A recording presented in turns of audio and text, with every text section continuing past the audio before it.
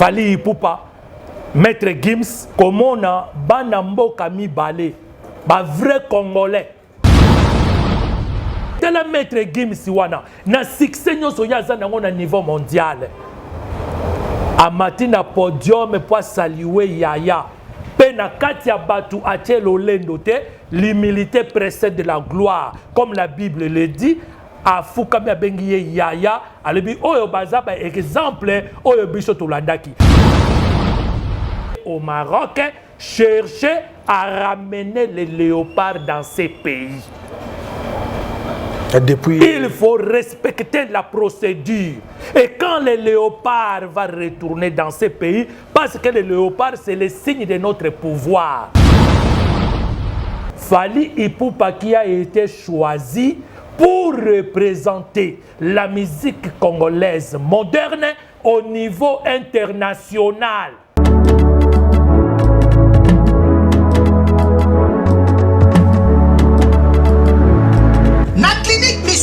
Yoso ezali ba chambre oyo wapi na kati na yango ezali na ba ligne médicale donc awa soki olali mukongo pasi mbetu yango moko ezali yo massage pe omibikeli déjà avant kimunganga asimba yo inutile ya kwa na garde malade awa bango moko bapesaka biloko kolia na ba malade na bango kolandisa mandenge munganga akosenga bapesaka malade.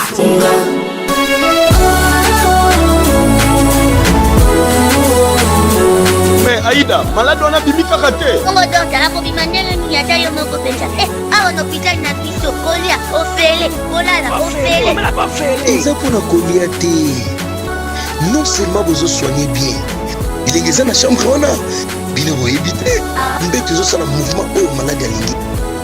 Wifi na kacha chambre. Frigo na kacha chambre. Na kombi tuna. Nazana mbeto hôpital, to nazana kacha grand hôtel. Ngana zongi.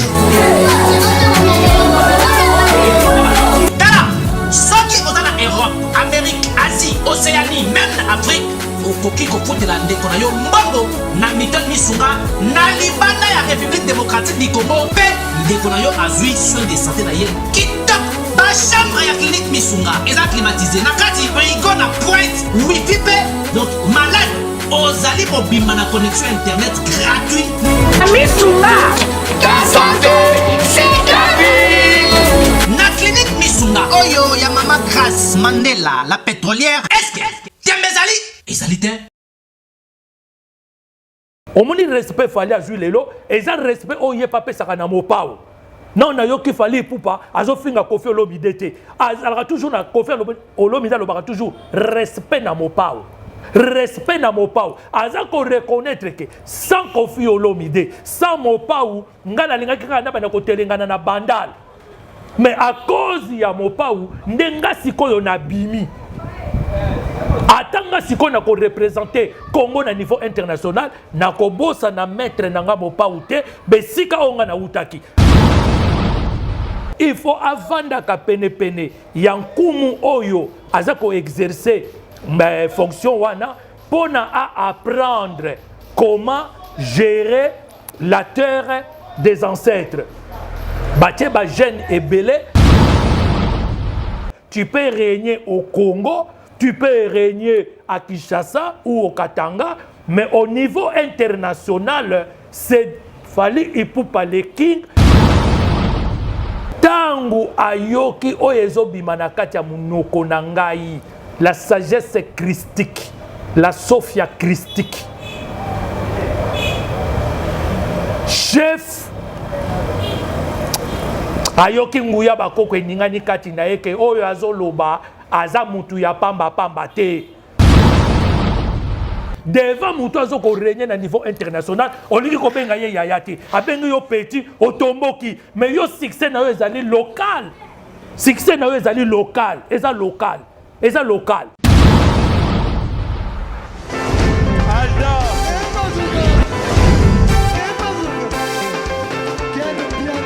Personne m'a conduit, au monde quel piano. Ailleurs, il y a fait ça.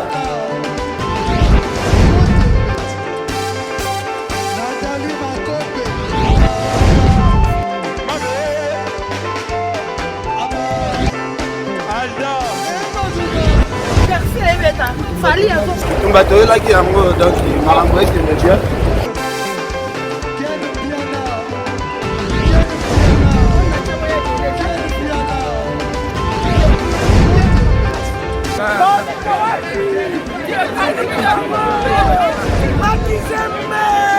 Ah bon? Gideline Mokonzi. This is London. This is London City. Bonjour, bonjour, Banakin. Ici Choc Luciano de Montréal, Canada. Je viens vous présenter mon single 4AM sorti dernièrement. Tenez à ce que ma musique soit présentée à mon pays RDC, Bande Konanga. Soyez alerte, il y a beaucoup d'autres choses qui arrivent. Vous pouvez me suivre sur ma page personnelle YouTube, Choc Luciano officiel. Sinon, Instagram, Choc _ Luciano. J'ai aussi Facebook, Choc 514 Luciano. Sinon, Snapchat, Choc 89. Bande Konanga, à bientôt. On est ensemble, c'est la famille. Choc Luciano, l'étoile qui monte.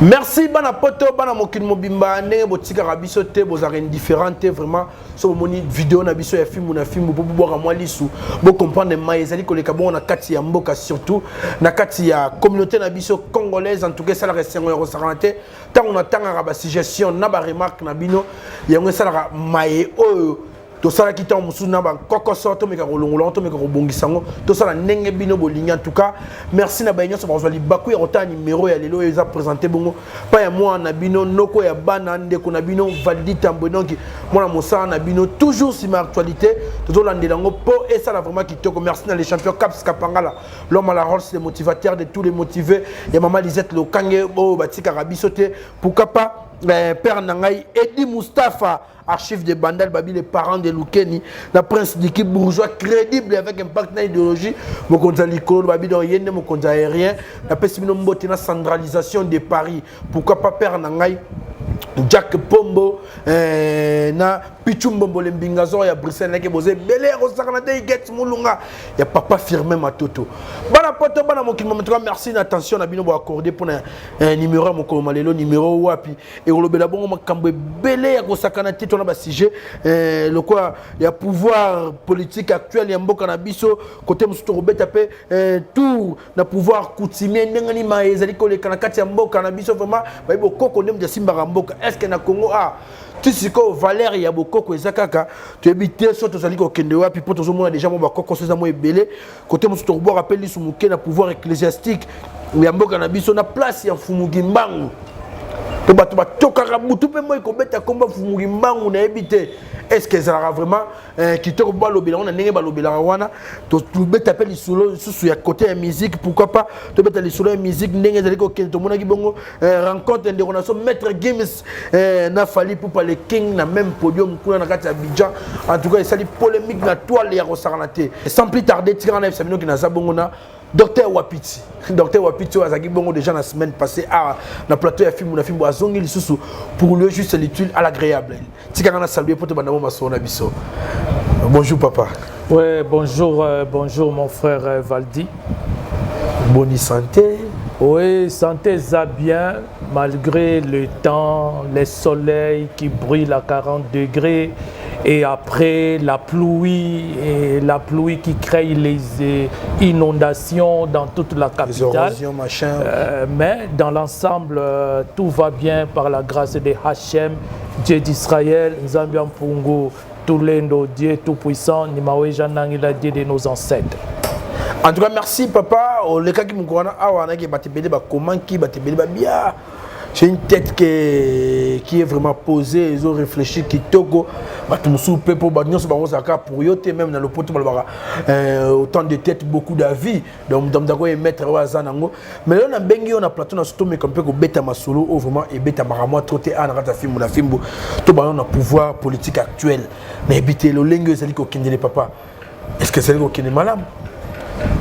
Merci mingi mon frère Pona Mutuna Nayo, mais comme d'habitude, avant de répondre, n'appelle ça toujours mbote naba téléspectateur oyo comme mon messano balandaka toujours docteur Pierre Wapiti, vénérable prêtre de l'agneau christique, moi qui dis à Congo, oyope balandaka fimbu na fimbu que vous représentez.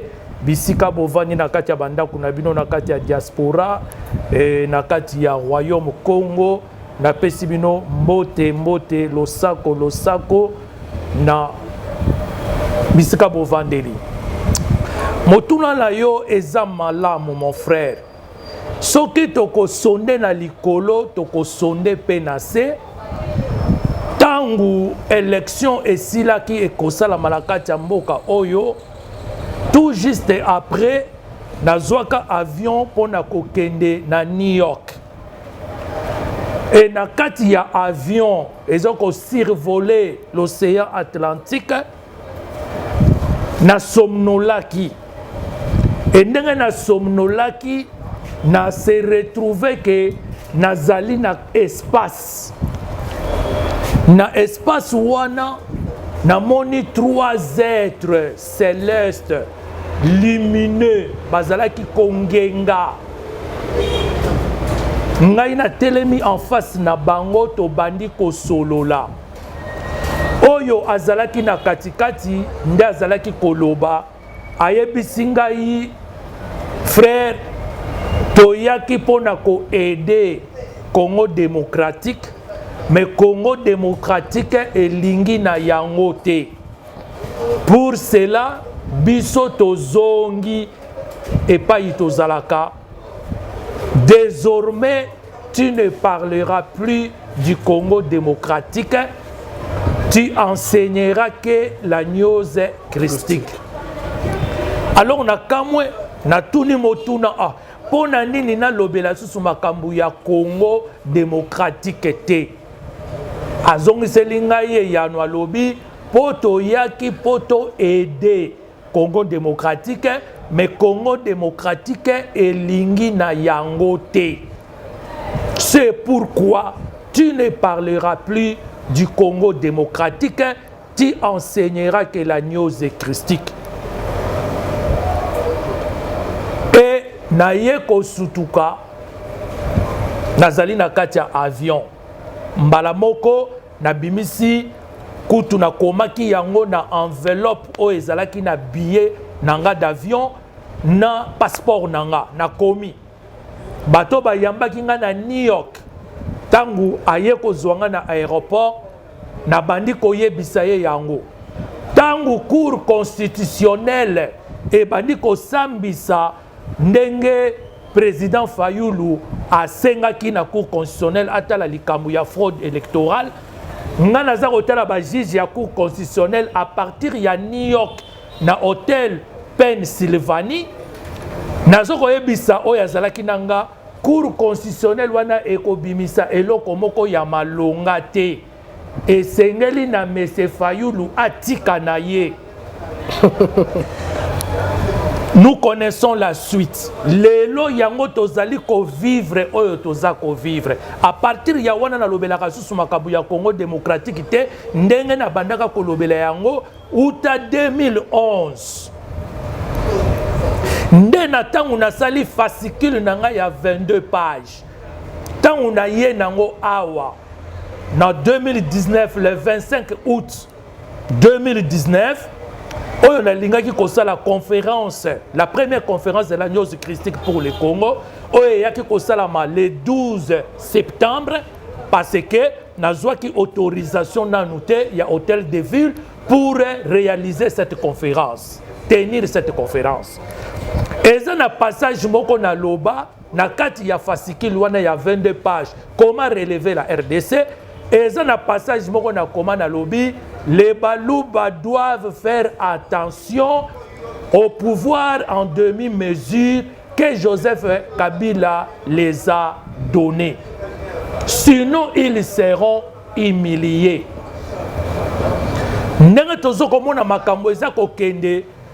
Selon moi, vénérable prêtre de l'agneau christique, le pouvoir politique actuel tâtonne.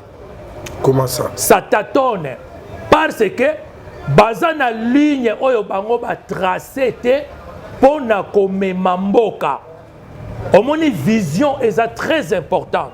Sans la vision, même un mari conduit son foyer nulle part. C'est pourquoi j'ai toujours dit aux mamans, aux dames, que je respecte beaucoup, à cause de ce qu'elles sont. Posez à votre mari la question. Yoza mobali nanga obalanga yitoboti ban. Ozo memabiso wapi. Parce que la vision de conduire le ménage ou le foyer réside à la personne de l'époux. La femme est là pour aider son époux à réaliser cette vision. Raison pour laquelle la Bible l'appelle comme une aide. Et placée dans la place, il y a aide. Elle est venue aider son époux à réaliser la vision que Dieu lui a donnée. Dans le cas contraire, cet époux-là amène son foyer nulle part. Et c'est très dangereux. Naye Kotala, IDPS a vendu dans opposition pendant 32 ans. Et pendant 32 ans, bayebi ba erreur oyo Maréchal Mobutu a commetaki pour conduire ce pays dans le marasme. Bayebi ba erreur oyo Mouzé Laurent Désiré Kabila a commetaki pendant son 3 ans de règne. Bayebi pe ba erreur oyo Joseph Kabila Kabange a dit commettre pendant 18 ans de son règne. Donc, il devait déjà avoir une vision claire et nette pour conduire le pays au cas où le pouvoir tombait dans leurs mains. Mais Kota Laboye, au Komona, on dirait IDPS, Azalaki Naye, na vision mon côté, Azalaki Naye, na feuille de route, Azalaki Naye, na projet, ya faisabilité, comment relever le défi pour que ce pays qui est dans le marasme puisse trouver le cap du développement. Égalité. Nous va présenter yango clair et netteté. Je vis Jean-Pierre Bemba. Tangu à côté de la période électorale il y a 2006, il avait demandé au président qui était en place, Joseph Kabila, de débattre. Il devait débattre sur quoi? Sur le projet des sociétés, comment relever la RDC. Jean-Pierre Bemba avait positionné son projet. Akendeki Bemina inikin pona kolobela yango oyo azalaki na ba chiffres qui sortaient de sa tête qu'il donnait. Mais Batouya Joseph Kabila babangaka débat wana et salamakati. On élit une personne pour diriger la nation selon les projets des sociétés qu'il va présenter aux électeurs. Toyoki projet de société mon côté. Alors pour moi, le pouvoir actuel est en train de tâtonner. Le commandant de bord n'a pas vraiment une vision claire et nette qu'il a exposée pour relever les défis de faire sortir ce pays dans les marasmes. En tout cas, merci papa Menaïbité. Yo pata ke mwana mboka nde ozomona makambo na nyoso za mutamaele. Kaka na bakano nyoso ya communication bole kaka na télévision nde to le kaboy. Au moins que ko pesa peta mususu moi idée mo pe boy committee et siko yo senge koma. Po pesa pe makambo. Merci pour na motuna na yo. Nayaki l'année passée oyo na sala ki conférence na exposa ki ba point comment relever le défi. Raison pour laquelle naza koloba biso bana ya diaspora ba consulter bisoté. Ba consulter bisoté na consultation oyo uti koleka mikolo oyo leki. Ba koka ki pe koya ko consulter biso. Raison pour laquelle naza koloba naza na fascicule il y a 22 pages.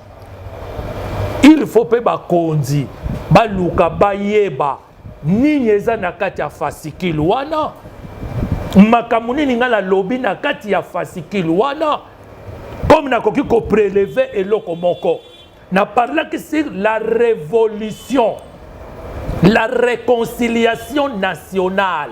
Le moment où la RDC se trouve Dans cette situation, sans la réconciliation nationale, une vraie réconciliation nationale, et lokomoko et comme marché. N'est pas créer union sacrée. Est-ce qu'une grande partie, Bazana Kati? Non. Jusque-là, M. Fayoulou ne veut pas participer à cette réconciliation nationale. Pour quelle raison? Na expliqué qu'il y a une émission Moussousou que Batouba Koya, mais M. Fayoulou a kolinga Koya à cause de sa appartenance ethnique. Voilà, tu continues le tribalisme, mais là, donc, il faut que le Congo est composé de plusieurs ethnies, plusieurs peuples. Mundele Moutayaki Kosangisa Biso. Et c'est là qu'il y a un empire qui était séparé les unes des autres. Mundele, roi Léopold Moutoualo, Ayebaki que pour nana diriger Batoyo, il faut na sangisa bango, na former État indépendant du Congo. Nde ayaki ko sangisa plusieurs peuples. Chaque peuple a sa manière naye ya ko vivre, a sa ba culture naye, azali na ba tradition naye. Chaque peuple a sa ba coutume naye. Ba sangisa kibiso ba sali biso symbiose. Raison pour laquelle au komona mboka o ezana 4 langues nationales. Mboka moko te na monde ezala na 4 langues nationales. Déjà ça pose un problème. Ça montre qu'il y a 4 peuples. Il faut qu'on sangisa bango. Nenge roi Léopold a sangisaki batu. Raison pour laquelle au moni lelo ba belge ba telemisika kadikamu ya balkanisation, c'est-à-dire quoi? Bazongisa chaque peuple nenge bazalaki avant baya ko sangisa bango. C'est déjà un problème. Et ça déjà un problème. Donc, il y a un problème, il y a tribalisme, il y a un problème, il y a je ne sais pas quoi, il y a un problème, il y a symbiose. Ce que l'on a fait, c'est que ba peuple nyon surtout. Pona osala makambu ndenge ezalaki na tango akala abako ezalaki o ezalaki ko réunir ba Congo nyon surtout ba parti lumumbiste ezalaki o ezalaki ko réunir une partie ya Kasa ya Sankuru na une partie ya Est ba parti il y a Tchombe, oh ezalaki beaucoup plus katangese, ezalaki na partie, oh ezalaki ya balulua, oh ezalaki ya baluba ya Kasai, oh ezalaki et pas ya papa na biso Kalonji Ditunga Mulopwe. Donc nous sommes un pays où il y a une divergence ébélée. Et c'est vrai que nous avons force, sagesse et intelligence. Nous avons Azalaki na yango a sangisaki batu nyonso. Alobi tata moko, mama moko, mokonzi moko, ekolo moko. Sikoyo, président nini azali na mpifo wana. Nanu tozui ete. Mon frère, 2 ans ezali ébélé. 2 ans. Mais la fin justifie les mots. 2 ans, on a signé mon côté, Oyo et la Kisike, dans 2 ans qui viennent, le président va faire quelque chose pour que le peuple congolais se retrouve. Et là, comment que ça la maté? J'ai déjà dit ça à plusieurs reprises, et là, comment que ça la maté? Parce que le départ a été mauvais. Au minimum, il y a course, il y a athlète. Et là, détermine le succès, et il départ. En vol, oyo athlète azwaki tango coup de sifflet et betaki. Ceux qui en vol ezalaki mabe, ceux qui départ ezalaki mabe, arrivé et ko déterminé et ko zalape malamuté. Départ eza déjà mabe. Ndenge départ ezali mabe, il faut faire quoi? Il faut maintenant détruire tout et recommencer à zéro. Constructivisme, c'est ça, oui. Recommencer tout à zéro. Alors, quand on est à zéro, on a des psychologues qui vont l'ingiter. Ils vont continuer toujours na départ. Ils vont continuer à zéro, on est dans le langage codé. Comment dire à zéro, il faut nyonso et bandela à zéro. Compte à rebours et zonga à zéro parce que le départ de 2018 a été mauvais. A été mauvais, il y a un déterminé par résultat oyo tozo komona lelo. Et j'ai peur que l'union sacrée ait sa résultat parce qu'on a seulement dépouillé Saint-Pierre pour aller habiller Saint-Paul, les mêmes personnes. boki docteur alobi ezara le cas babimisi Maradona na terrain ba koti Messi donc style age moko kaka donc docteur mais on peut to ka kona maloba non e bando déplorer mon que bitan bando ko consulter ba tu vas consulter ba biso ba ta diaspora consultation on ngesa maneni kaka pa mo konza mboko actuellement on a mekolo bobi ezaka ndi ba dépouiller Saint-Paul pour habiller Saint-Pierre. Tant que yamba bino net soit peut diaspora chance yamba bongo consulter bino na habiter wana ngeza na ma bête. Non mais il faut qu'on yoka batunyoso parce que la diaspora joue un rôle là très significatif le lot diaspora mutezo laisse à ma famille awa. Dans la période de confinement, moi-même j'avais du mal à saisir, à comprendre cela. Western Union,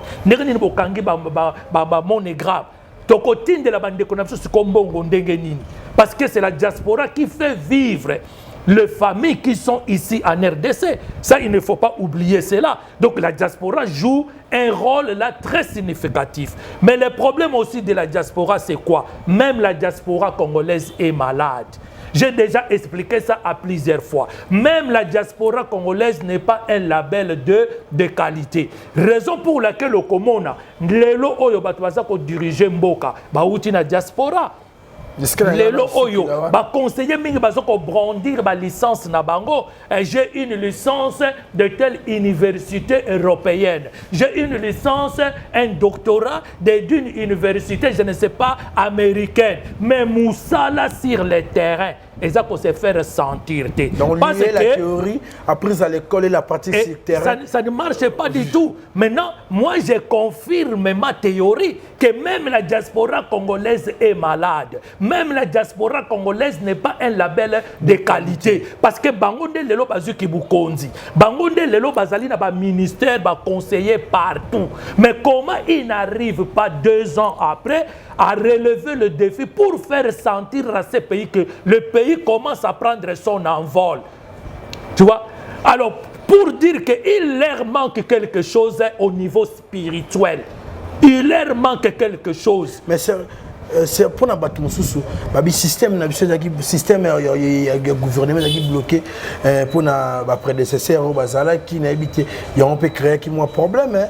Bon, moi dans ma théorie je ne crois pas à cela parce que tout le monde bambon webima qui est belé pour un saut de mouton et saut de mouton on est inachevé mais mon webima qui ndegeni ce qui bazako tchabango ba barrière bon mon wana ce qui toyoki basambisa ki nango mais c'est Vital Kamerhe ce qui 58 millions et bima ki ndegeni c'est-à-dire ba pesa ki bino droit de réaliser un projet.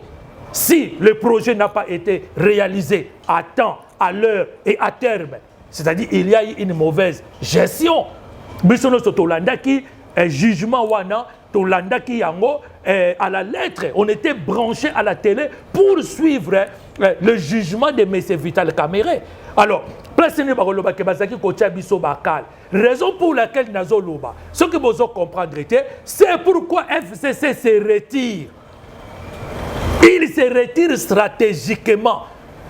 Selon moi, je dis, selon mes analyses. Donc, FCC se retire stratégiquement pour leur laisser la place de tout gérer. Et après, voir maintenant, Bakozouani comme prétexte que Bangonde Bazoko bloqué Bisso. Biso to tikela kibino maintenant nyonso to tikela kibino parlement to tikela kibino sénat to tikela kibino bino moko nommé premier ministre. Pourquoi les choses n'ont pas bien marché? Donc en quelque sorte tenez bazo lingaba simbisa yo touche parce que je ne vois pas comment FCC pouvait se laisser tomber comme ça alors Azalaki n'a pas à tout nyonso tout pour pouvoir conserver sa majorité et conserver Janine Mabunda comme président du parlement. Merci docteur. Tu veux que nous avons une course contre la montre, tu veux pouvoir coutumier. Mais avant, tu as si je peux mouquer pour te boucler dans si j'ai liboso, tu fais une brèche dans les parfaits. Couvre-feu. Na Katamboka. 21h, nous sommes à 5h du matin. Pour ou contre? Non, je peux dire naza pour, naza contre été. Dans le moment de festivité, oui. Non, non, non. Il faut te comprendre. Hein? Ouais. Namboka, tu as un service, il y a renseignement. Hein? Tu as un service aussi, il y a santé publique. Hein? Moi, je ne fais pas partie de la liste spirituelle. Si je parle de la politique, je cherche à concilier la politique et le spirituel. Donc, non, tout, on ne peut pas tout balancer comme ça. Oui, oui. Mais au niveau, il y a santé publique. Ce qui est responsable, il y a département où il y a coronavirus. Monique, nous courons un danger. Il faut confiner les gens. Il faut faire le couvre-feu. Alors, tant mieux. Ce qui côté, il y a renseignement. Tant civil que militaire, Monique, selon les informations que nous avons reçues, que le pays court un danger. Pour contrôler les choses, il faut maintenant faire mettre le peuple, les gens, dans leur maison pour nous permettre de bien localiser Bambouma Yamabe stratégiquement. Ce n'est pas un problème. Mais selon nga, na souhaita que ba couvre-feu ne bandakata partir ya minuit. Comme ça, on laisse les gens avant minuit. Bazonga zonga na banda kuna bango. Tozomona sikoti 22h, les gens sont dehors à cause des transports qui sont très difficiles, à cause des infrastructures où ils allaient difficiles, où ils ont créé un embouteillage. Tu peux quitter ton travail à 18h pour arriver chez toi à 23h.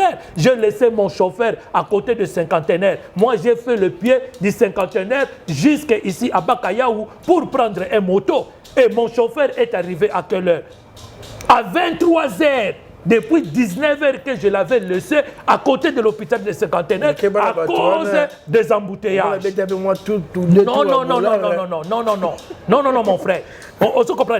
Donc, il a fallu, bateau Bazako décider, battre la paramètre surtout pour aussi rendre un service au peuple que Basilissa, Misala Nabango avant, à partir il y a minuit pile. Batino Sobazala et pas na bango. Merci papa, mais n'habitez pas Konzambo quand c'est chance en temps sous vidéo. C'est comme 21h pile dans la 21h mathématiques. Mitukani ba chauffeur so beli maboma. Mitukani le ka vitesse na presque ça vous. Donc on a déjà 3 accidents na Chibangwana, moi na moi si mukana kufa qui sont les 24 Bongo Libanda. Chaya, moi pendant notre avec ça, Koufaki dernièrement, donc 3 déjà le Bezagi à Souka. Bon, on a souhaité que les lieux continuent sur Nzambe abattre la biso vraiment. Parlons maintenant pour ma solo à pouvoir coutumier docteur Wapiti. N'habité. Est-ce qu'il y a 4 mboka na biso vraiment pouvoir coutumier dans la place? Pour le moment, pouvoir coutumier est à négliger. Ils ont négligé parce que les chefs coutumiers de notre époque, la majorité sont des jeunes. Mingi, bazala qui formé auprès, il y a un prédécesseur na bango. Parce qu'un chef coutumier a koyeba, le jour où je ne serai plus là, et c'est un tel qui va me succéder. Alors cette personne qui va succéder, il faut avant d'appeler pene yankumu oyo azako exercer mes fonctions wana pour apprendre comment gérer la terre des ancêtres. Baté ba jeune et belé, ba jeune wana souvent mingi bazoko yeba ba rôle na bangote. Entre un chef coutumier et un ministre politique qui précède l'autre. Nakanisa zali coutumier parce que politique y a kokende mais yo coutumier au kotikala ba créer moi des ordres moko le lotozo yebate un chef coutumier tu es chef coutumier de quel clan tu es chef coutumier de quelle terre to bani ko se retrouver na ba chef coutumier mususu basa na ba terre te comment yo chef coutumier ozala na terre te terre na yo ezali wapi. Raison pour laquelle, nakati ya fasikil nanga na komaki na lobi, il faut restaurer le vrai pouvoir coutumier dans tous les chefferies de la République. Même l'herbe colon yaki, ba négligé ba chef coutumier.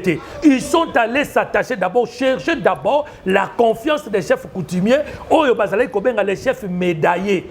Ce qui problème ezalaki bazalaki kokende kosolola na bango bango balobi bake kolobela peuple. Même Papa Mfumu Kimbangu a fait cela. Avant de commencer sa mission en 1921 le 6 avril, il alla d'abord consulter et parler avec des chefs coutumiers qui étaient des chefs de terre. Bango ba pesa qui est un pifo. Pona akende kosala musala. Raison pour laquelle le moni, tant on a eu kosala musala awa, l'esprit me révèle que non, tu dois aller commencer par les chefs coutumiers qui sont les chefs de terre. Yango moni tant on a eu na kei koluka consultation na ba chef coutumier. Oyo et outaki koleka en date du 23. Avant de continuer, Tikato Laksabango, les airs qui replay image au calme, so moyen zali Laksa Banamboka, Mayo et les Kanaki Kuna na docteur Wapiti face à ma chef coutumier. Botozon à bon à plateau. Sinon, les lots, ceux qui totalent les 3 1491, 2000, Tolingito comme en 2000, na 2021, Tokoki Sisoki. 600 siècles. A monde nyonso yo christianisme ezo régner nde monde wana ezala division.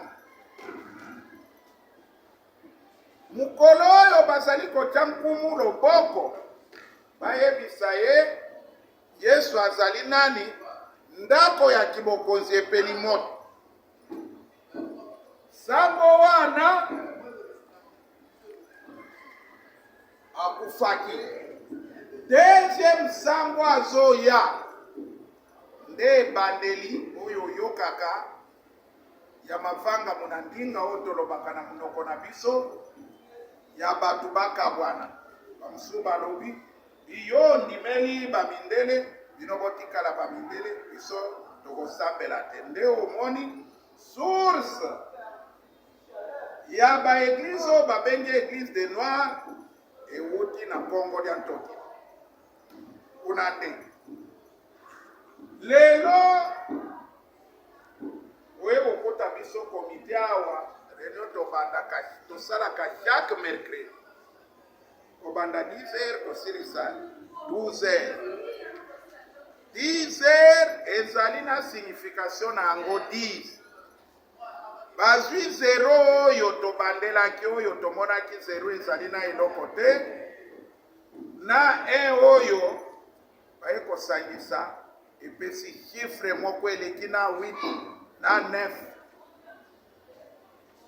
ezali na signification 12 oyo soki ozwi 3 multiplié par 3 combien 9 soki ozwi 3 lisusu obakisi esali nini ezali banombre impair. Mais ce qui est 9 na 3 impair, bongo ou bien bongo te? Bongo. Mais ce qui est kosangisa bango basalaka nombre pair. Babengi yango 12. Leto silisaka réunion. Lelo ce qui omoni tokomi na ngonga oyo, c'est que ezelaki likambo ya ntina.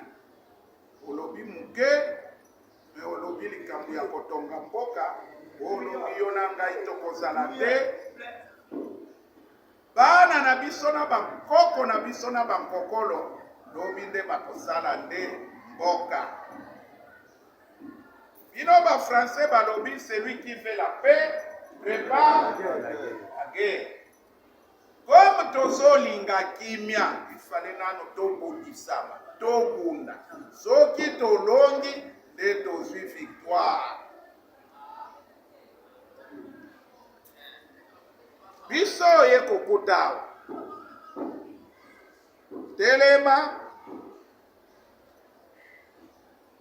na limemia nyonso tala kote yango moi ebimaka tolobi boye likambo oyo esalamaka na butu bakorjaka ngongonga nini na moi ndako oyo awa tosalaki na butu mwinde ekomaki faible babrike oyo ekei mopanzi bobuka yango bobongisa seke moi mais jamais bakorja eloko ya moi na butu bongo ubie bongo te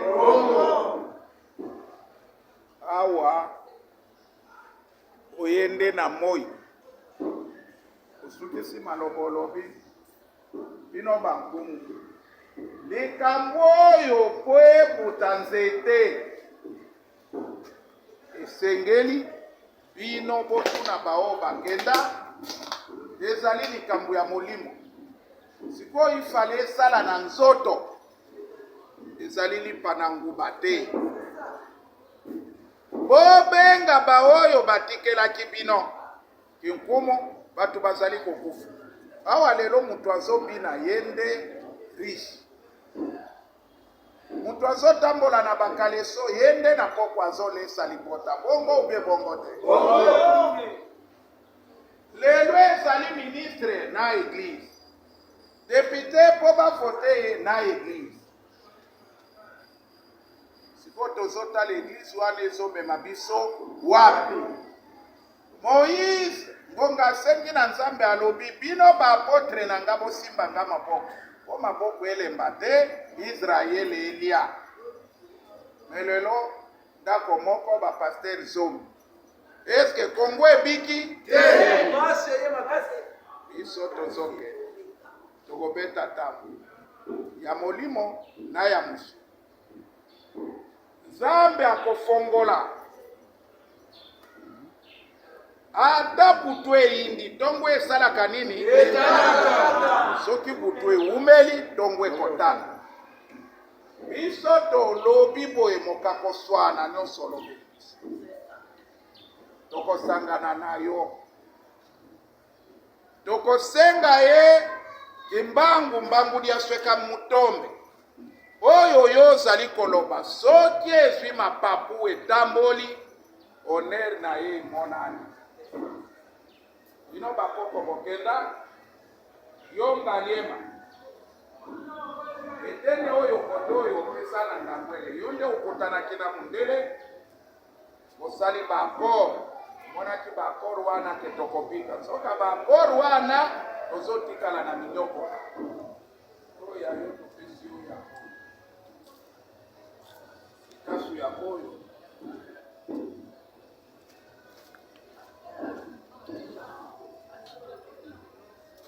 mwana na biso tata na biso koko na biso tata abotaka bana mibali ebele abangaka bitumba te soki amoni bana mibali alobi oyo ekoya eya opesi yo mokakoswa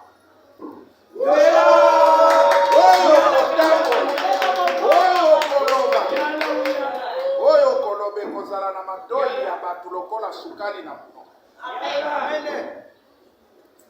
bakolo kotambola ekovimba te ekoyoka pasi te ekomona na lokolo otamboli na mutuka oyo akosala yo mabe nano abunda bitumba na biso aboma biso esoki mopepe babetaka yango likofi te oyo nzambe azali kosala na yo tike te ekokisa bongo te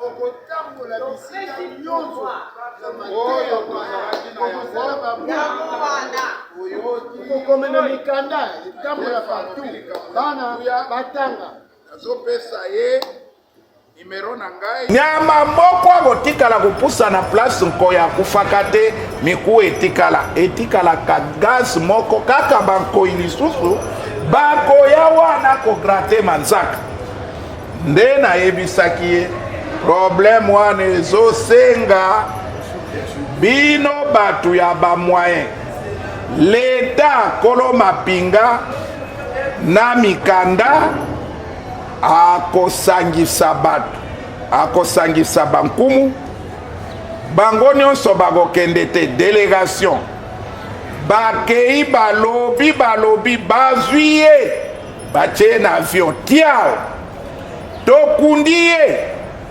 tolongoli biloko ya kibokonzi ekendaka na mokonzi te etikala nde totala lolenge nini bana na biso bakobota lolenge nini Kongo ekotambola lelo Congo oyo soki totali ba ministre nyonso baza ba doctorat baza ba licence baza ba gradia na option oyo batangaka na classe mengonga bakotia ye ministre même ya agriculture okomona te elanga moko même oyo babengi pêche élevage okomona place azobokola bangombe te yango wana tolobi oyo babengi insecte oyo ezalaka na bangulu na makolo soki mwana azolela azokominiakola na loboko na lokolo yo kotala ye na loboko te yo tala loboko na ye place nini ezosimba nde place wana liansi ezali soki bobimisi yango kimia ekoti na mwana malobe epai na totondi yo motondo. Merci mingi komo nakozwa bino ta mingi te nde biloko wana tozoloba ntango nazotala badémarche nyonso ezosalama nalobi ce n'est pas comme ça liboso d'abord restaurer le vrai pouvoir coutumier nsima na yango maintenant kokota na procédure mpo bango nde bayebi procédure bamosusu bakolakisa esika nde babandi kotonga pour ne pas créer la catastrophe tangu léopard akozonga na mboka dragon oyo bamemi ya bapaya oyo baye kovandisa ye na mboka akokima ye moko na présence ya nkoyi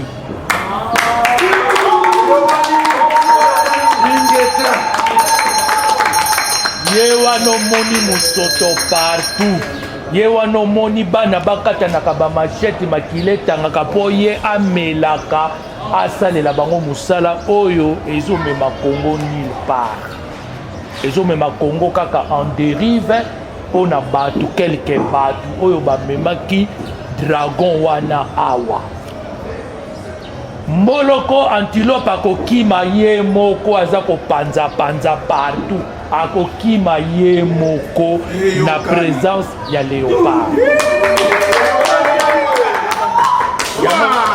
yango moni esengeli kosolola na bapoliticien ouvertement oyo bozokosala eza malamu te esengeli bozonga na makolo ya bakoko ya mibale naye kotanga mangomba lelo nazotalisa faux Jésus nayebi mangomba evandi wana bazoloba likambo wana faux Jésus Jésus ya lokuta wana bamemelaki biso ye na bacolonisateur oyo bafabrikaki ye na 3e siècle bafabrikaki ye kofabrike baye na ye ye wana bazotambola na ye awa mboka nyonso bamemaki ye ebonga te natunaka na bato nalobi mboka oyo bamemaka ye ebonga eza wapi Amérique latine pauvreté na pauvreté pasi na pasi mangomba église partout toye na Afrique pasi na pasi baéglise partout wana nzambe ya ndenge nini oyo bato bazosamba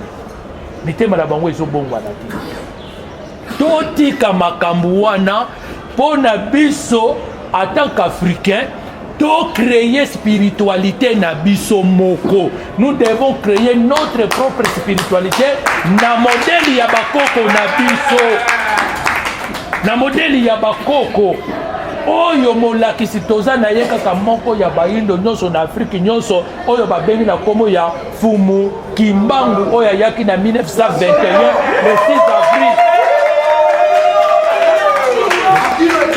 tozolobela biloko wana ye moko alobaki botanga biblia wana malamu nde bokokanga lukuta na bao totangi biblia na kolakisa na lobi awa bakosaki place oyo bakosaki place oyo babongolaki place oyo babakisaki ata monseigneur ambongo aya tokosolola na ye mpo tokendaki na mikili oyo bakoma biblia totangi yango toyebi ndenge bakomelaki yango mpo na koaliene biso kokanga biso na bowumbu nalobi moyindo moko te na banoir prophète moko te aye lokola papa Kimbangu aza te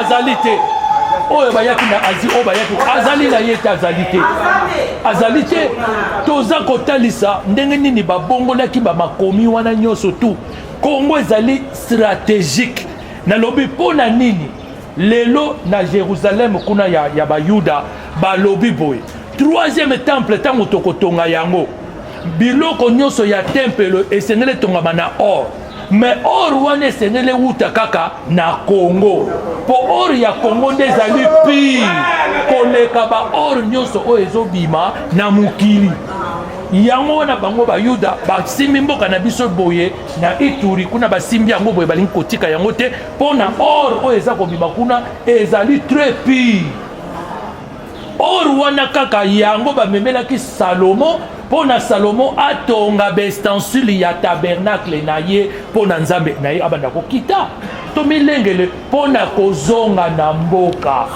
Iseta tata na ngai ozoloba nazomona lokola naza likolo nayamba yo nano. Merci beaucoup. Binki. Batata ngonga na komi awa na tongo na yebisi bino ke lelo nalali ndoto namoni bana mike ebele tozalaki na mfumu biwata bana wana bazoloba bomoni biso tokomi kolia mikuwa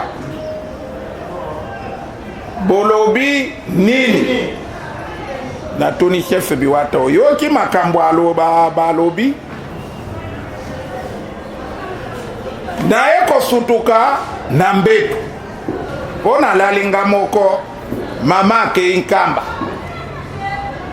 nalala lisusu naye koyoka lokola moto azobenda nga na mosapi oyo nasutuki na mbeto nazongi lisu na pongi naye komona mutu munene mais alati noir bino botala tata oyo alati pembe o noir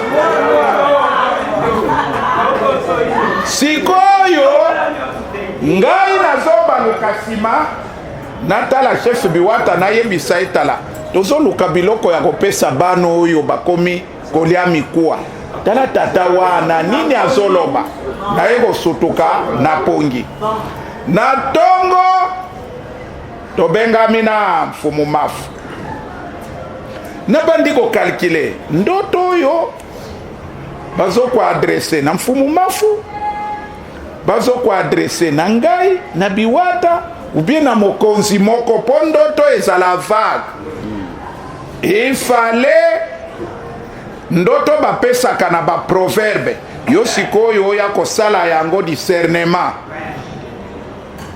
balobi tozoya nde toyekomona bankoi minene bakoti. Merci les Kongi replay image non on biso na bike Maman Lisette Lowando azana zotala biso babi restaurant dans c'est encore restaurant business class pas un grand prêtre Placide et on appelle bino mode de ce que vous avez pourquoi pas maison qui tam ça Pablo Kitambala na pesio mbote na Patrick Mananga chef d'agence na bozé belé Olivier Mutondo double nationalité to continuer na biso na docteur Wapiti docteur j'espère rebelle la communication ba pesa ba théorie na yokan de comment c'est un français Alex Mikeli aloba derrière tout comportement social il y a une communication nous c'est un français le registre Brey aloba tout est communication tout est message moi na vidéo on est au tambola bon on a mon chef Poutimier penaye ko soit moindrir liboso na yo à s'incliner liboso na yo n'ebteni ebatamina simana. Non, omoni naeki komona ba chef po ba pesanga droit de terre. Okoko sala musala te sa bango ba pesa yo droit de terre. Neti sikoyo etikali na mona ba chef Tekeumbu. Po o baza ba kolo Kinshasa Tekeumbu. Même roi de Belge sala ki yango. Oyebi ba chef baza bazoba te baza na sagesse. Mais tangu ayoki oyezo bima na kati ya munoko na ngai la sagesse christique la sophia christique chef ayoki nguya bakoko eningani kati na yeke oyo azoloba aza mutu ya pamba pamba te aza mutu auti na Académie Céleste ndomoni aye kofukama liboso pas pour nanga mais pour l'esprit christique oyo eza na kati ya michopo nanga po yango nde yenda bandaki koloba ko adresser message na kati na bango. Il faut restaurer les vrais pouvoirs coutumiers dans tous les chefferies de la République. Quand ce pouvoir coutumier sera restauré, c'est après qu'un comité sera organisé pour chercher maintenant à aller au Maroc, chercher à ramener les léopards dans ces pays. Il faut respecter la procédure. Et quand le léopard va retourner dans ces pays, parce que le léopard, c'est le signe de notre pouvoir. Le dragon qu'on a amené dans ces pays qui crée tout ce que vous voyez là, va prendre la fuite de lui-même. La gazelle, l'antilope qu'on a amené qui ravage partout là, va prendre la fuite de lui-même. Quand le léopard n'est pas là, c'est pourquoi Bozomona Makamno so Bozomona. Notre totem. Alors, chef a sentir na kati na ye makambo ningani. Ke o ezoloba meza bilobe la te. Ba politicien batika mobulu. Basali mobulu ebele na mboko yo. Depuis ba pesaka bango indépendance précoce. Le 30 juin 1960. L'indépendance précoce et ba papa na biso bazala ki prêté pour na ko diriger ma solo. Ba diriger quand même commune mon côté. C'est le blanc qui détenait l'administration. C'est le blanc qui détenait la politique. Tango ba papa na biso ba Lumumba et les autres ba keko wele la indépendance parce qu'ils avaient vu que Ghana azoki indépendance na ye. Mais Ghana zala qui bien préparé. Ba pekisa ki bango. Le ministre de la colonie Van Emelec, le Belge, alors non, topé cette indépendance de l'autre, tous bango sous 10 ans. Pendant ces 10 ans, nous allons préparer maintenant les corps de lutte politique qui va prendre maintenant la charge de ce que nous allons laisser.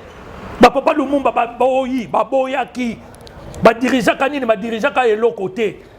L'erreur là qu'ils avaient commis, c'est cette erreur là qui nous conduit jusqu'en ce jour. Vous comprenez? Non, il faut apprendre à gérer. Il faut apprendre à gérer une nation, mon frère. Raison pour laquelle le monde batongaka enda, École nationale des droits et d'administration Nambinza, pour que batunoso oyo bako diriger na mboka oyo administrativement bako banda ko uta na kati ya université wana babenga ki enda École nationale des droits et d'administration. Raison pour laquelle le président de Gaulle Tango de Gaulle a kimi en Angleterre. En Angleterre, c'est la occupation hitlérienne. Et là, de Gaulle a sala kinini. Tango a zonia lobby, il faut créer ENA. École nationale d'administration, oyo kobanda ko former ba corps d'élite, oyo ba kozwa ki bokonzi pona ko diriger mboka. Raison pour laquelle le monde ka lelo, soko utaki na ENA te, ba oyo ba utaki na ENA, ba kozala na yo perplexe. Boni. Est-ce que les gens ont appris comment gérer l'administration d'un État? Neva. Erreur wana bango basala kanga la zobenga indépendance précoce. Bazala qui prêtait tango ba belge ba kene basali ba déployer ki administration. Donc ça ba tchaki piège, ba tcha ba to piège, ba lobi piège auto tche bango, l'air ba kokota na kata piège oyo, neto ko kanga bango malamu.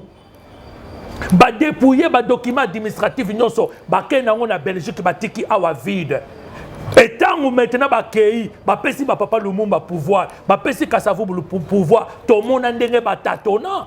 Tout le monde ndenge ba tatona na pouvoir. Lumumba ne savait pas ce qu'il devait faire en tant que premier ministre. Kasavubu ne savait pas ce qu'il devait faire en tant que président de la République. Ba kota ki mobulu. Ba kota ka mobulu. Mobutu wana oyo monike na 1965 président Joseph Désiré Mobutu alobi nini nous allons mettre de l'ordre à nos politiciens. Bazo tuna président Mobutu kalemema Lumumba va aller prendre un sergent, le faire un général, le faire un colonel. Lundula qu'on a fait un général. Papa Lundula avait fait l'armée où Mobutu lui-même était sergent en chef. Bilo connaît le lieu ont continué. Ce qui départ il y a vie na yo ezama be yebaka makamuno so okosala oyekoya ekozala mabe. Il faut si qu'on prendre conscience. On a la prise de conscience normale d'un individu, d'un peuple du peuple congolais. Prise de conscience batelema. Tozo kende wapi. Tozo kende mabe. Alors tant to kotelema, to bani kotela ba erreur. To bani ko corriger pour si ko lobby na biso to tambola malamu. Mais neva baza ko continuer kaka na ba erreur wana bazo toleka kaka toleka mboka eza ko tombo amate malgré ba universitaire malgré ba diplôme oyo baza nango oyo ngana za ko benga les étudiants voyous baza ko ko relever défi te kaka licence de tel professeur de tel professeur de tel.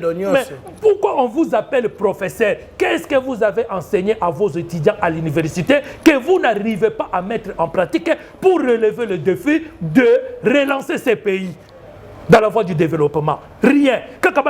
Honorable. Moi je dis mais never. Citoyen ou bien monsieur. Honorable, on va vous honorer. Pourquoi? Pour quelle raison? Qu'est-ce que vous avez fait pour que le pays puisse vous honorer? Quoi? Vous vous battez au Sénat, vous vous battez au Parlement à cause de votre gagne-pain. Et le peuple il gagne quoi dans tout ça? Rien. Mais on vous appelle honorable. Pourquoi? Pour quelle raison?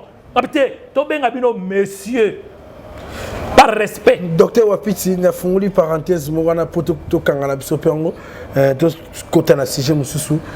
Bandego pe belé ya basheba ba pouvoir coutumier wana, bazwa peu opportunité de mona ba na ba dialogue inter-congolais, to mona ba na ba biloko les gana belé ba chaka ba consultation na mboka.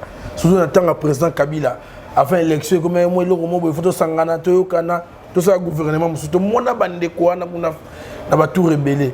Le bon participation, c'est comme si un bon bénéficiaire de l'autre, le chef coutumier, le jeune, le soit tchoko, le soit tenti na mutu, quand il est zongela. Pouvoir ezali na bangoute. Ba investissa comme Mobutu comme le grand chef. Ba chef Nimi. Ba Kasongo Lunda. Ba moite yanfo, ba grand chef bazalaka na mpifo. À l'époque, oyo ya bandundu bazalaki ko trembler même le président maréchal Mobutu. Ba yaka ba asengaka na bango. Bo pesa nga mpifo pona yeba kotombola mboka. Po mokili mobimba eyeba pe epesa biso respect. Tolingaka Mobutu mingi dans les années 70, 71, 72. Bango nyonso basanganaka, bayaka bapesi ye mpifo pouvoir. Ya léopard. Non monaki bangala bayena poso ya léopard, véritable poso ya léopard. Oyo moni mukolo musu bazo tuna Mobutu balobi na ba belge balobi, même le ministre porte chapeau wana ya léopard na yo pozo porter yango. Quelle est la différence? Le président Mobutu a répondu ceci. Alobi ba mungulu dia kawana bangono so batikali bazola ta poso ya léopard, ce n'est pas le véritable léopard. Véritable poso ya léopard ya chapeau ezali oyo ngana zana ngo po oya ye ba chef coutumier traditionnel de l'époque bazalaka na mpifo ba yaka ba pesiye ba oya bangala ba pesiye chapeau wana. Oh ya bandundu na Kasongo Lunda bayaki bapesiye muwangu bapesiye kanu wana bapesaka ye okoyoka bafo magicien bazobima wa ngana salaka magicien ya Mobutu nzete wana utaka na Inde lukuta. Même nous on pensait comme ça. Baye bapesiye muwangu wana ze kotamula nango baye bapesiye véritable po ya léopard o mokonzi azalaka nango oyo mona azalaki kotia makolo na ye likolo na yango soka afandi yango azwaka sagesse ancestrale oyo epesaka ye mpifo. Mobutu monde entier avandisi yango kimia, Afrika avandisi yango kimia à cause ya mpifo wana ya royaume Congo oyo monaki kopesa discours na esplanade ya Nations Unies. Discours wana etikala na ba anal ya mokili pour la sagesse ancestrale. Mais le ria akufi parce que bobenga na kiye akei akena léopard babenganaka chef te na lobaki yango na 2011 chef soko akufi ba grand chef mosusu bayaka na butu bakosala ba cérémonie na butu entre bango bakolongola ye pouvoir wana bakokende ko confisquer yango jusqu'à ce que bakopesa yango na successeur na ye passation wana esalama te yango tozoloba léopard aza kuna na Maroc avandi mboka ekoti désordre bachefu baza kotambola na bateni traditionnel mais mpifo bazali na yango te. Merci docteur Wapitoro moko voya na suka bazali na mpifo te yango toye na ye natangisa bango procédure nga naza na procédure bango babungisi procédure bayebi même esika bakotia corps wana te soki baye na yango nga nde nayebi esika bakotia corps wana soki bake kozwa corps wana na désordre baye na yango il y aura la catastrophe dans ce pays.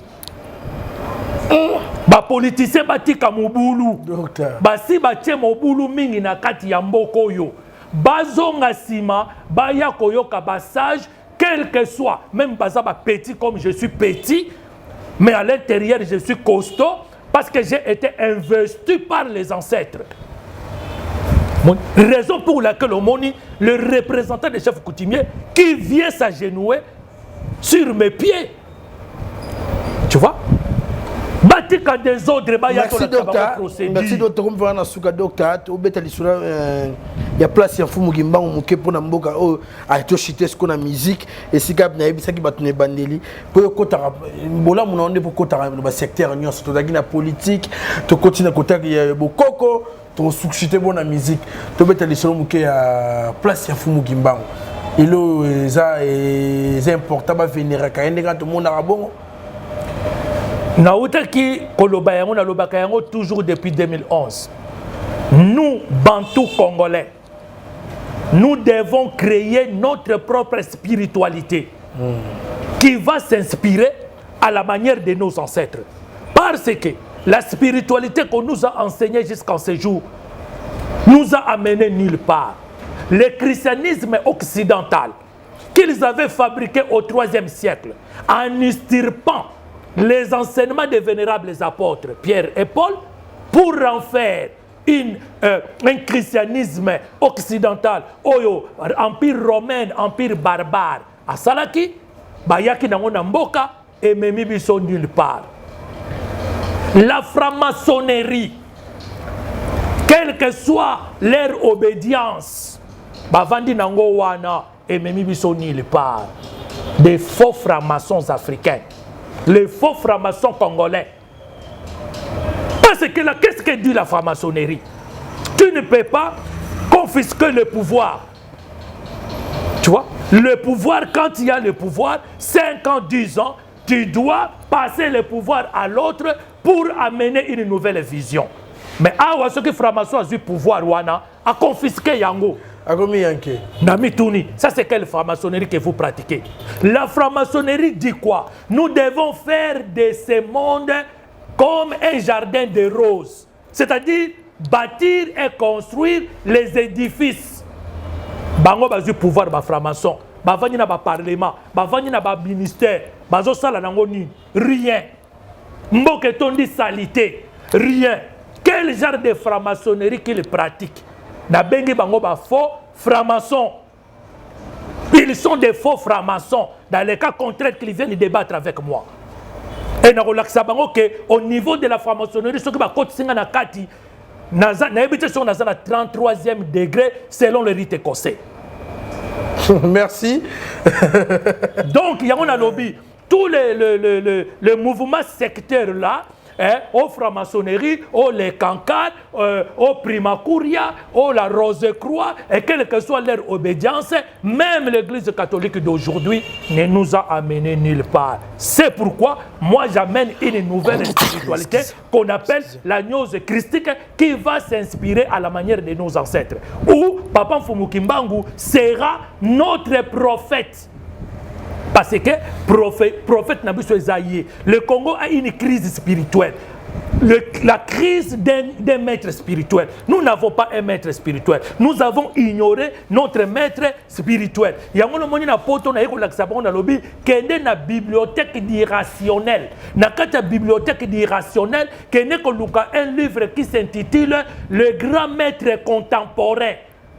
Et kuna na kata konomona baza ko dénommé Simon Kimbangu comme envoyé spécial de l'homme noir. Mais pourquoi aujourd'hui, tout ce qu'on ignorait, tout le photo non ya faux Jésus wana bacha, tout remplacer ya ngona ba photo ya Mfumu Kimbangu. C'est pourquoi j'ai déclaré même aux disciples de l'agneau christique qui sont partout dans le monde que ne mettez plus les photos des saints occidentaux. Vous allez remplacer ces photos dans vos hôtels par la photo de Mfumu Kimbangu. Parce que nous devons, il faut que nous na katinaye, to que ne kobimisa énergie. Oh ya ki na katinaye pour redresser les choses. Et tout comme à l'église, on a nos tongami wana avec un faux Jésus qu'on avait fabriqué au 3e siècle pendant concile de Nicée à 325. O echebiso na katia mobulu, to chaye à part, to créer spiritualité na biso moko. Na lobi boye. Pendant où on a mené la dépouille de papa Fumwa Longo, papa Djangenda Kuntima Joseph, babamba ye mabanga na Kingasani, babamba cortège mabanga na Kingasani, na Pascal, na Massina, babamba ka cortège na mabanga. Pour quelle raison? Qu'est-ce que papa Fumwa Longo, papa Djangenda Kuntima avait fait du mal dans ces pays? Pour babamba ye mabanga. Et vous voulez que vous téléma? Est-ce que vous sengeli yango pardon? Mais oyo ba BBC ba congolais et ba kinois alors que bato yo ba détruire mboka oyo soki bazako ya bozo betela bango maboko China Rambo bozo ko beta maboko mais regarde le mal qu'il vous a fait le mal qu'il vous a fait pourquoi que tu cortège na boko bamba yango mabanga ti. Merci docteur to ko vana suka docteur mais docteur parlons un peu de la musique sika piyo ngoboka moi kudai muke attaque congolais ba compatriotes no bazaki bongo na kati ya Abidjan to monaki bongo leki na fali pour pana mettre Gims mwana ndeko na juna jana na podium après avoir koyoka onyo stoyoka yebi congolais lingaka bat ba vanda mabe bazala mabe na bito yamba communication ondengeni et na yamba ki yango vraiment kitoko komona bana mboka mibale ba vrai congolais fali ipupa maître Gims mwana ya muninga na biso janana yaya pananga za yaya potango ba janana bazobeta na ba orchestre na bango na ba evoloko ila biso toza bana mike ozo comprendre pour moi c'est un papa et ça kitoko oreba swana ka ba finga naka ba swani te ba finga ni te tango bankoyi mibale bakutanaka babundaka te banani bankoyi baza lokola bankoyi te ba leader de la musique congolaise actuelle bakutani bakoswana nini bakobanga na nini bankoyi mibale bakutani bake basololi basololi bamboloko mutu basalaka makelele bamboloko bankoyi te soki bankoyi mibale bakutani bakoya basololi oya zongi na kwena ye oya akena kwena ye en tout cas na saluer yango na pesi lo sako mingi na fali ipupa na pesi pe lo sako mingi na maître Gims ingeta mais zelo mo epesi mo polémique muke wana biso ayobi musique na so biso ba benga bana wenge fo aspect mo mutuka na diko na ngo fo mo tetitesse mo boye aha mamba ko benga muninga ya le kanarate suko biso bengi petit et le kanté mo moni maître Gims escape abi au grand frère biso la ndande banzira na bango koyamba ndi balobaka communication et milité wana vraiment ezali ça fait partie de l'éducation. Ça fait partie de l'éducation. Au Moninga, jamais na côté le mela apôtre Mata Makanda, prospère. Et si kanga na kena ko ndima Jésus. Oya samela la kanga tangu na koma ki na liboma. Ata na zui siksango ya ndege nini. Ata na zui mpifo misolo yango ya ndege nini. Devant ye na robanda toujours ko s'agenouer. Pour yemta yambisa kanga Jésus comme Seigneur et Sauveur. Problème il y a éducation et puis mutu muindu congolais en particulier tondimanaka te. Okomona même na makambo tozoloba mwana ndimaki Jésus lobiawa même maman na ye ya molimo epa nanga paza mwana mokomona zoluka discussion moko sans fondement biblique na kati ya ba réseaux sociaux ozotala yo ozoseka ozoloba soki pena babendi yo babendinga même papa wa Roma avandi yo koko discuter nanga Bible okokoka te donc eloko wana ekenda ti na musique nga nazalaki fanatiki ya samuke na bane kolinga mingi emene ya kwa mambo akufa biso tolia te tango atiaka papa wemba contre mire mais tango bandeki kolobela mabe ya papa wemba na bane kozala na ye d'accord te nabi mais non si vous êtes connu aujourd'hui à cause de vivre la musique de papa wemba qui t'avait accueilli hein mais ndenge ni lelo zo reconnaître yango te. Même au commun succès kolekaye, même au yebi ko yemba kolekaye, même aux professeurs ya musique, même au yaka ko corriger ye, mais na niveau ya mpifo, ye mutu azalaka na mpifo, pouvoir. Oye salaka ke yo oyebana. Ba mususu na mona ke ba bimi epa ya Werason, baza ko finga Werason. Na bi mais non, docteur otala rapena. Yo oyebana ki à cause ya Werason. Ce que Werason était yo linga ki ko yebana te. Quel genre d'éducation que vous avez reçu? Si Miami Kolo, Omoni Petit, allez, Azongi na Moulongo. Mettez la maître Gim Siwana. Na succès nyoso yaza na ngona niveau mondial. Amati na podium pour saluer Yaya. Pena katia batu atelo lendo te, l'humilité précède de la gloire. Comme la Bible le dit. Afuka mi abengiye Yaya alebi oyo baza ba exemple oyo biso tolandaki toye kozonga na ona lobaki na émission oyo wuti koleka Fally Ipupa qui a été choisi pour représenter la musique congolaise moderne au niveau international. Tu peux régner au Congo, tu peux régner à Kinshasa ou au Katanga, mais au niveau international c'est Fally Ipupa le King qui a été choisi au niveau international. Et ça n'a pas mpifo musu ezalaka ya quartier. Na quartier yo muto renyaka. Et ça mpifo musu ezalaka ya commune. Na commune wana ye muto renyaka. Et ça na mpifo musu ezalaka ya 24 communes. Kini mobimba ye muto akanga yango muto renyaka na chaque domaine. Et ça na mpifo musu ezali ya Afrique. Na Afrique yende muto ayebana eza na mpifo muso ezalaka mondial eza mondial neti biso ba wapiti boy na yebani na niveau mondial. Quand on parle de docteur Pierre Wapiti muto avandi même na Arizona muto avandi même na Afghanistan azako benga ngai moni donc c'est comme ça ezali exemple o esengeli baleki mususu balanda ba pesa respect na bakulutu. Au moins respect Fally azui lelo et ça respect oye papa saka na mopao non na yo ki Fally Ipupa azo finga Koffi Olomide te azalaka toujours na Koffi Olomide lobaka toujours respect na mopao aza ko reconnaître que sans Koffi Olomide sans mopao ngana lingaki kana bana ko telengana na bandal mais à cause ya mopao ndenga sikoyo na bimi atanga siko na ko représenter Congo na niveau international na ko bossa na maître nanga mopao te besika onga na utaki baleki mususu bazwa exemple. Merci Batika ba grimace merci docteur. Ozo régner na 24 communes kaka obandi ba grimace devant muto azo ko régner na niveau international olingi ko benga ye Yaya te abengi yo petit otomboki mais yo succès na yo ezali local eza local. Merci docteur Nabi Kebate Belle Batali Bisso Olga Mbimba Pembe Cheron na mère nanga patience écoule la référence bruxelloise pourquoi pas père nanga Guylaine Lokwa et maman Bibi chez cool les boss à pas chamou payé tous les nanga Kinshasa Anisi tout l'américaine